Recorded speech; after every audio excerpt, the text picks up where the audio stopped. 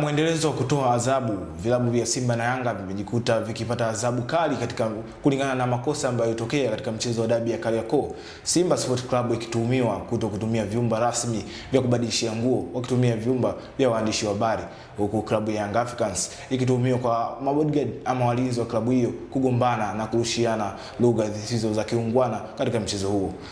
Na leo utakuwa nami Mdachi Omari nikiwa na uza wako wa kipindi hichi cha The Golden Boot, lakini pia nitakuwa na Rusamu ambaye ni mchambuzi wa zamu katika siku ya leo. Mr. Rusamu, katika mechi moja ya dabi ya Kariakoo, makosa yamekuwa ni mengi kweli baada ya ripoti kutoka. Tukianza na kosa la walinzi wa vilabu hivi viwili kurushiana maneno na kugombana. Hii inakaeje kwa taswira ya ligi yetu kwa ujumla? Waje ni kitu cha kustaajabisha sana kwenye karne ya 21 2026 mwaka na maanisha. Yani kuna timu ambazo bado wanatumia mabouncer, yani kama watu wa kulinda timu. Ni vitu vya kishamba by the way, kwa sababu unameta bodyguard anakuja kulinda nini? Bodyguard amesomea masuala ya kiusalama kwamba maybe ana detect hatari ambazo zinaweza kuwakabili mashabiki au wachezaji. I don't think so. Kwa hiyo kuna tamaduni fulani hivi ambao wakijinga bado tunaendelea ku-entertain, ambao kwa namna moja au nyingine unakuja kuinajisi au kuchafua mpira wa Tanzania. Bouncers sio watu ambao wanapaswa kuwepo viwanjani. Hao ndio wale ambao mshabiki akiwa anashangilia watampiga, kiongozi akiwa anazungumza watamtusi, watafanya chochote kile, watafanya, yani wapo kwa lengo la kufanya vurugu.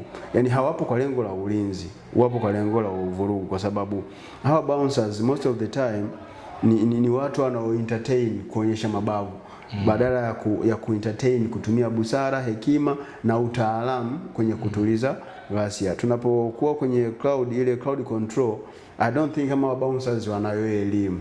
Watu ambao wana hiyo crowd control ni watu ambao wamepitia kwenye misingi kabisa ya ulinzi na usalama, ndio ambao wanaweza kuwa wanafahamu hivi vitu. Sasa badala ya kuwatumia hawa officers ambao wana elimu, wana education kuhusu crowd control, tunakuja kutumia bouncers ambao wenyewe wana facilitate fujo. Hao bouncers ambao wamewekwa kwa lengo la kuilinda Yanga ndio hao wanaenda kutukana na bouncers wenzao wa Simba, ndio hao wanawatukana viongozi, ndio hao wanaosababisha vurugu. Hata ile dabi ya Kariakoo iliyopigwa danadana, ikawa label hatucheze. The reason behind walikuwa ni hao bouncers, watu ambao kimsingi hawahitaji kwenye mpira wa miguu.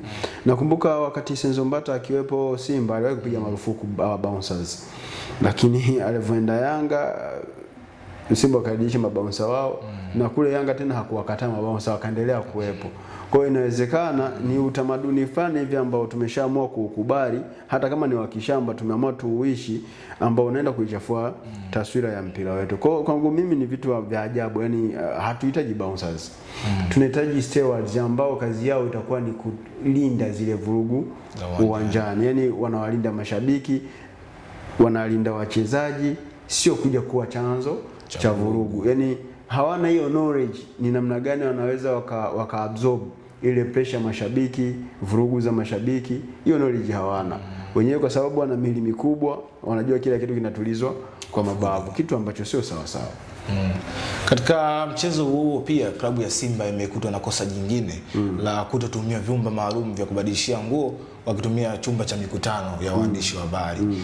Kwa feature na klabu ya Simba ilivyo kwa sasa, kufanya jambo kama hili inaleta taswira gani kwa klabu ya Simba yenyewe binafsi? Ndo vile ambavyo nimetoka kuzungumza, yani ndo muendelezo wa matukio ya kishamba. Yani unaacha dressing room, unaenda kukaa kwenye press conference room. Maana yake ni nini? Yani unaamini kuna vitu ambavyo si vya kiusalama vimefanyika. Ndio. Inawezekana ni masuala ya kiimani, na ndio maana hawawezi kuprove popote pale. Yani inawezekana tumefanywa hivi imani, na sio imani tu, zinakuwa ni imani. Tunaenda mbali zaidi, tunaweza tukasema ni imani za kishirikina, kwa sababu kwenye imani wote tunastiki na Mwenyezi Mungu. So ukistiki na Mwenyezi Mungu hakuna kitu chochote kile ambacho unaweza kukiogopa. Lakini Simba wanatoka dressing room, wanaenda kwenye ukumbi wa mikutano, ndiko wanakwenda kufanya eneo lao la kubadilishia mavazi. wao waliona inawafaa na inawezekana iliwalipa kwa imani yao wao, lakini sio kitu ambacho tunapaswa kukientertain. Yani viongozi wa Simba wanapaswa kubadilika. Hakuna sababu ya kuendelea kuentertain vitu ambavyo vinaenda kuinajisi image ya Simba. Na katika hilo walipotumia vyumba vya yani chumba cha mkutano cha waandishi wa habari, tayari wametakiwa kulipa gharama za matengenezo. Si walivunja mlango waliufanya. Inabidi wafanye. Ndio unajua kila kitu kinakuja na madhara yake. Ndio. Yani ukishakuwa na imani potofu huwezi kuwa msafi tena. Yani utakuwa tu ni mtu wa ovyo, utakumbana na vitu vya ovyo. Kwa hiyo kitendo cha wao kutoka kwenye dressing room baada ya kudhania kuna vitu ambavyo si salama kwao vipo kwenye hivyo vyumba, wanapaswa kuja kufanya nini? Kulipa gharama ya imani yao. Kama wangekuwa wamehisi maybe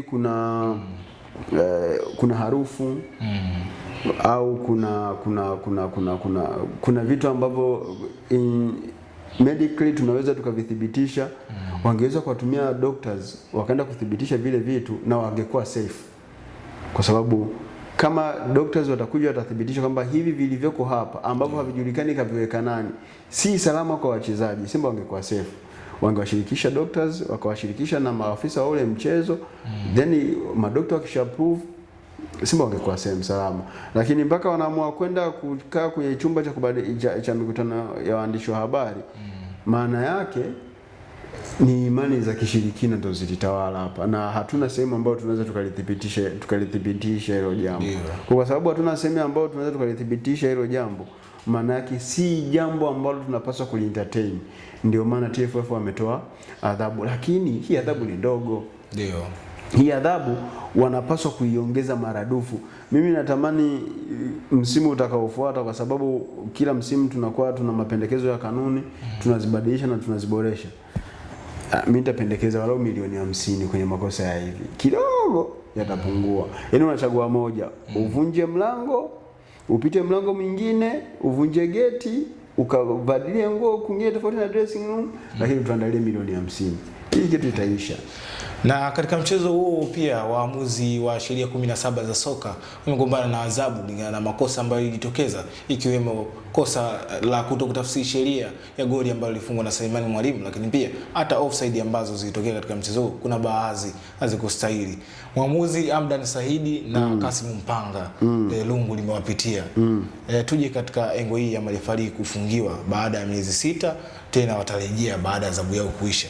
Je, adhabu hii inatosha kwa kurekebisha tabia za marefari ambazo zimekuwa zikijirudia mara kwa mara? Mimi nadhani waamuzi wanapaswa kusaidiwa kuliko kukomolewa. Nadhani imefika wakati sasa bodi ya ligi waangalie ni namna gani ambavyo wanaweza kukaa na wazalishaji wa matangazo na wazungumza kituo cha television kinachoonyesha ligi kuu Tanzania bara. Ndio. Waangalie namna gani wanaweza kuwasaidia kwenye michezo yote ambayo watakuwa wanaonyeshwa, basi waweke hata TV, just TV tu uwanjani, kwamba huu si mchezo uko live. Ndio. Wanawafungia marefari TV uwanjani kwa ajili ya ikitokea controversy, basi kituo cha television wanakifanya marudio, watakuja kujiridhisha. Sasa tujafikia teknolojia ya VAR, tuwasaidie hivyo. Kuwafungia ni kuwaonea, kwa sababu moja, dunia imeshafika mbali. Ndio.